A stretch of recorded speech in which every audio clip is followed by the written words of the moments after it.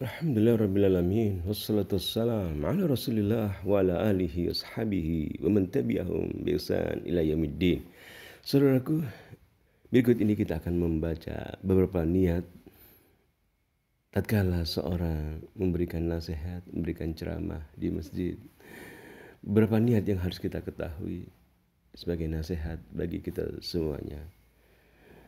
An-nawaya التي يمكن أن يستحضرها المحاضر قبل إلقاء هذه المحاضرة. Niat-niat yang mungkin dihadirkan, yang ada dalam hati seorang penceramah sebelum dia menyampaikan ceramahnya. Pertama, yanwi al-qiyam bi tablighin nasi syai'an min dinillahi imtithalan liqauli Nabi sallallahu alaihi wasallam ballighu anni walau ayah, rawahul Bukhari. Meniatkan mengikuti Rasulullah SAW. Yang pertama, tatkala ke masjid menyampaikan ceramah, meniatkan adalah mengikuti Rasulullah SAW dengan sabda beliau, ballighu anni, sampaikanlah dariku sekalipun satu ayat, rawahul Bukhari. Inilah yang kita ingat hadis Rasulullah, sampaikanlah kepadaku walaupun satu ayat. Demikian juga tatkala kita menulis, kita iringi dengan satu ayat hadis Rasulullah SAW, ballighu anni walau ayah, untuk mengikuti Rasulullah SAW, senantiasa mengingat agama kita. Kemudian, raja'al khusul ala tababi majlis ilmi. Yang kedua adalah kita memohon kepada Allah Subhanahu wa taala agar Allah Subhanahu wa taala memberikan kepada kita hal-hal yang diperoleh tatkala kita duduk dalam majelis ilmu. Mari kita membacanya.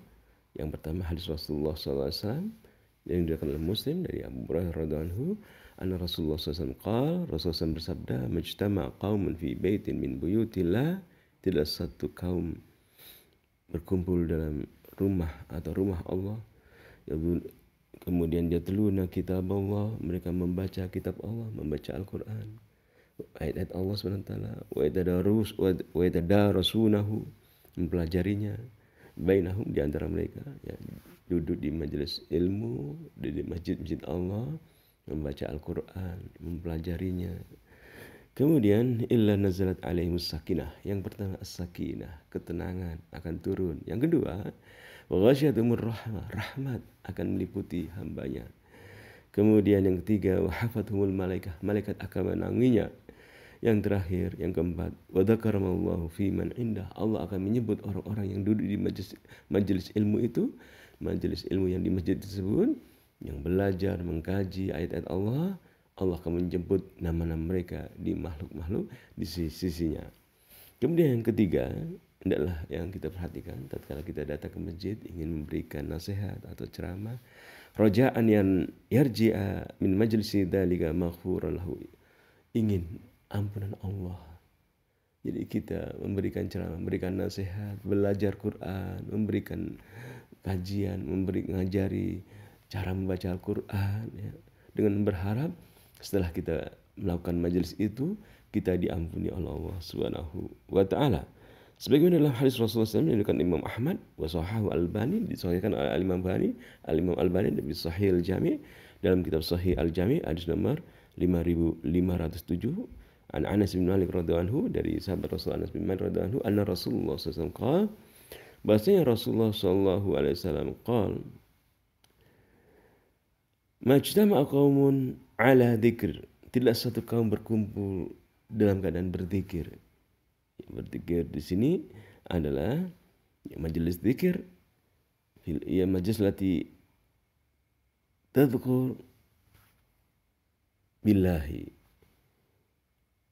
wa ahkami syar'ihi wa nahwi dzalik, yaitu majelis-majelis ilmu yang menyebutkan, mengingat Allah, menyebutkan ayat-ayat Allah, menyebutkan hukum-hukum syariat.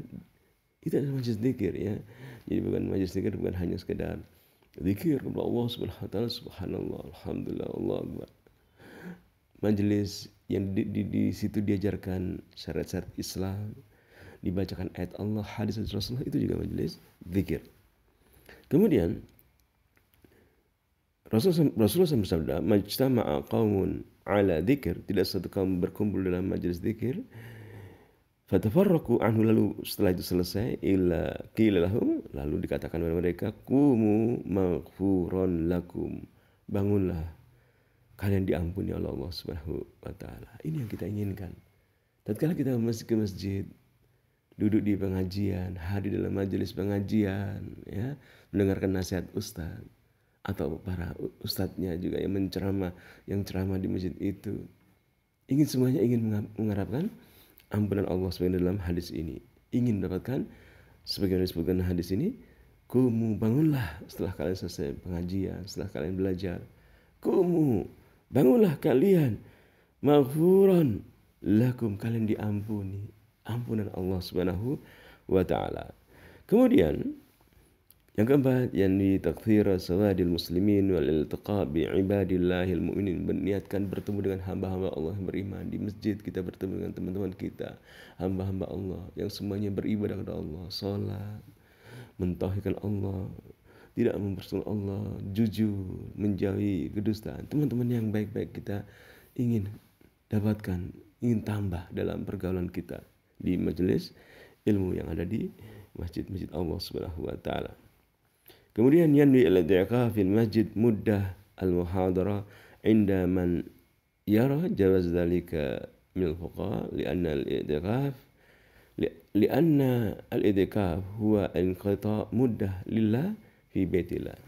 Meniatkan kita i'tikaf, berdiam di masjid Allah. I'tikaf itu adalah kita berdiam sejenak untuk Allah, berdiam di masjid untuk Allah. Ini adalah i'tikaf. Maka tatkala kita hadir di masjid Allah Subhanahu wa taala, kita habis maghrib pergi ke pengajian, kita niatkan untuk i'tikaf untuk Allah Subhanahu wa taala, untuk mengharap ampunan Allah Subhanahu wa taala. Kemudian yang keenam, raja'ul khusul ala ajril al-khutuwat ila al-masjid allati sayulqi fihi al-muhadarah. Di mana meniatkan kita dalam pergi masjid itu, langkah-langkah kita ini langkah-langkah yang bermanfaat, ya, di mana kita akan menyampaikan muhadarah, penceramah, ini ustadz, ya, setelah hadir di masjid, kita niatkan langkah kita ini adalah langkah-langkah yang berpahala, ya, karena dalam hadis dalam Sahih Muslim, an Abi Hurairah anna Rasulullah sallallahu alaihi wasallam, man ghada ilal masjid, berarti pergi ke masjid, au raha, atau pulang dari atau berangkat ke masjid, a'adallahu lahu fil jannah nuzulan kullama ghada aw raha, maka Allah menyediakan baginya di surga, ya, jadi penghuni surga. Apa itu? Menyediakan hidangan Allah yang menyediakan setiap kali dia pergi melangkahkan kaki masjid. Mari kita sering ke masjid, melangkahkan kaki kita untuk Allah Subhanahu wa taala. Sesuai dalam kitab, sesuai dalam hadis yang diriwayatkan oleh Bukhari dan Muslim ini, barang siapa pergi ke masjid, ya, dia niatkan untuk Allah Subhanahu wa taala, beribadah kepada Allah Subhanahu wa taala, maka Allah akan menyiapkan hidangan. Allah yang menyiapkan, bukan keluarga kita. Allah menyiapkan hidangan kita, bukan di dunia disiapkan, di surga Allah Subhanahu wa taala. Surga Allah Subhanahu wa taala yang kita harapkan.